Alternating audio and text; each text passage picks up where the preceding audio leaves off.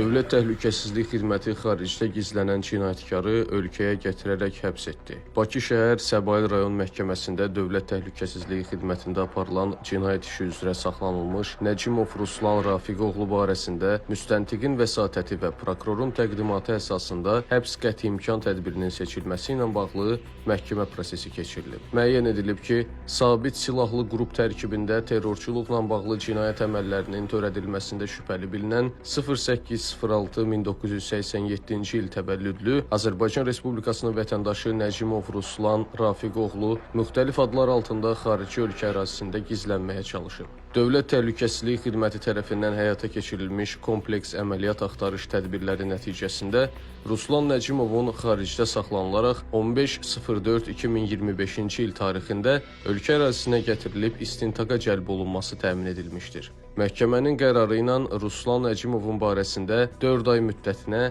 həbs qəti imkan tədbiri seçilib.